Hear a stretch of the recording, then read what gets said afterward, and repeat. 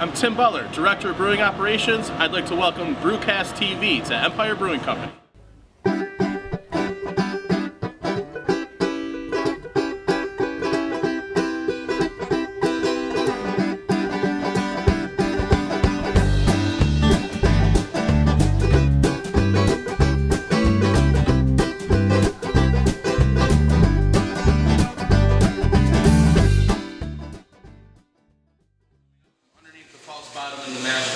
You notice that's a little hazy right now. During the 10-minute boil off, that slide glass is going to clear up, and that's how you know you've taken kind of all your fine particles that may accumulate on the bottom. You got them back up on the top. You got your natural filter bed working good in the mash tun. Just going to give you a nice clean runoff. Again, it's following that valve coming down here, feeding this pump, coming back up in through this valve, and going up the side of the mash.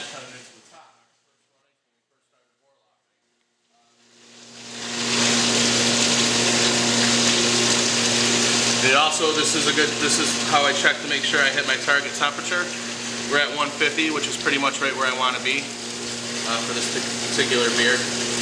So once again, we went. So you got a nice clear wort coming out. We're going to stop this. We're going to close this off. We're going to close this off.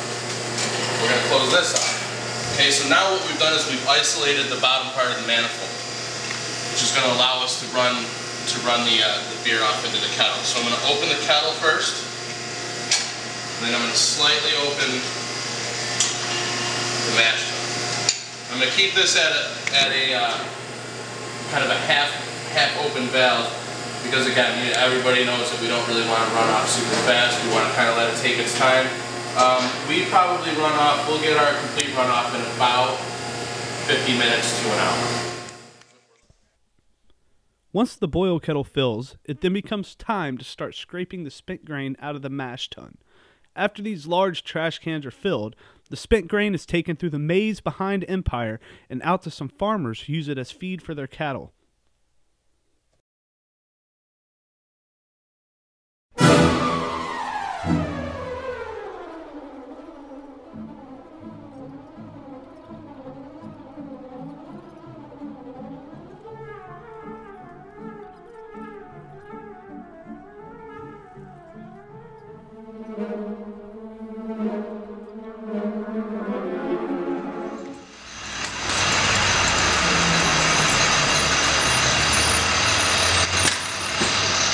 Where the farmer comes. As you can see, brewing in a city setting is a lot different than brewing out in the country somewhere, perhaps like a small Belgian farmhouse brewery. Now that the boil is started and the grains have been removed, Tim decides we should try some beer he has aging in a whiskey barrel during the downtime. I abide. Here's the beer. It was in there for about 4 weeks. You're going to notice if you've had Downtown Brown, it's definitely a lot more rounder. It's got some vanilla characteristics to it that come right from the oak, and the bourbon flavor shines right through as well. I think it works really nice.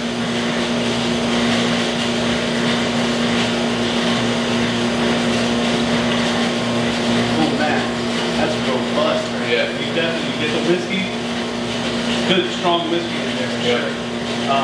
But the brown really comes through, the brown, the malt in the brown. Right, the sweetness that, it's crystal malt, crystal 65, touch of brown malt in that too, but that whole caramel character really melds really well with the flavor of the barrel and the oak. This is one of my favorite beers to date that I've ever made. Oh man, that's turned out really nice. You got the subtle bitterness in the background there, but like you said, it really melds the bourbon oak thing going on with the maltiness of the brown. That's something else. That's a treat for the tongue. Cheers, man. Thanks. I'm glad you like it.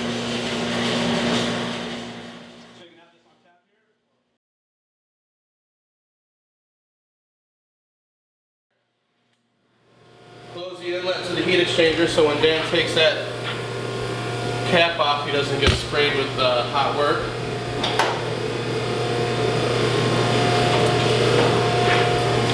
Take it from him.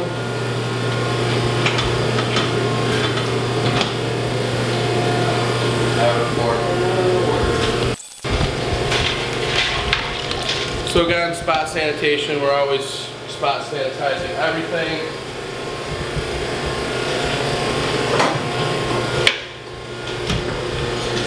Just gonna reach, Josh. Yep.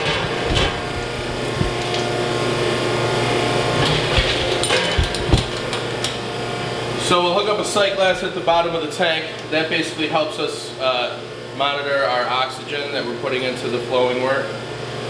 We oxygenate through an oxygen stone right at the T of the heat exchanger. So it's adding fresh oxygen to the beer. Can you grab me a can? Plant my gasket? Yep.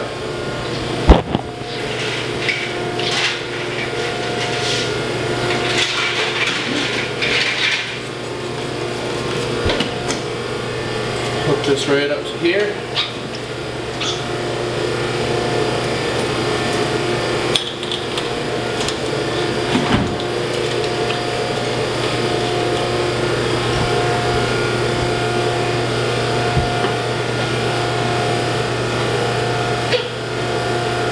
Going to get ready to start pumping.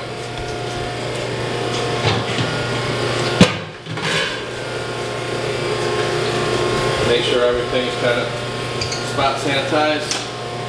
We're good to go. Go ahead. Start it. Once we hit start, we're going to hit the oxygen.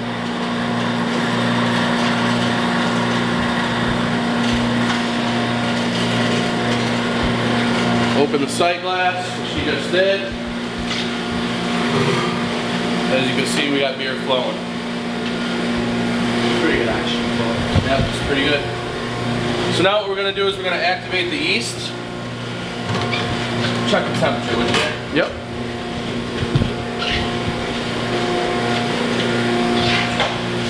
Our yeast slurry right there. Open this valve. I'm going to put fresh wort right on top of that yeast. This does two things. It's going to kind of wake it up, and it's also going to allow us to mix that slurry up so it's not quite so chunky. Get a nice, smooth, consistent slurry. And I usually fill it up about halfway or so. She's getting happy right now. Take our sanitized scoop, just kind of mix that bad boy right up. Make sure it's a nice consistency.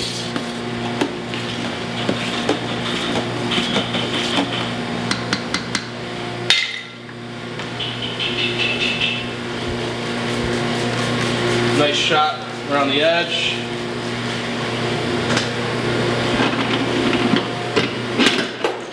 Crack open our manway.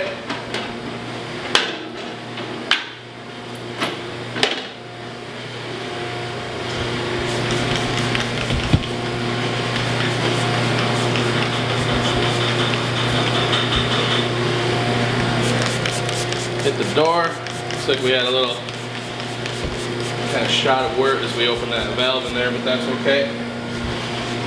With that,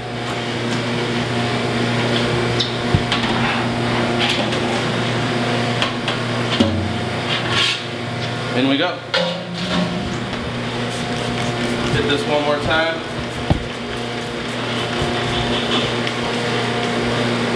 Door one more time.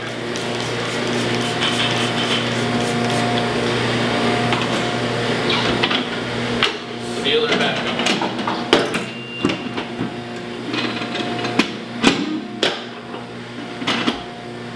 Tighten it down.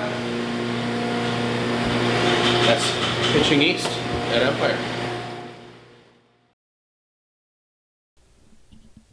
Well, that's your standard brew day here at Empire Brewing Company in Syracuse, New York. Thanks for watching, and be sure to check out the Omegang episodes with Phil Leinhart in Cooperstown, New York. I'm Chris Flanagan, and this is Brewcast.tv.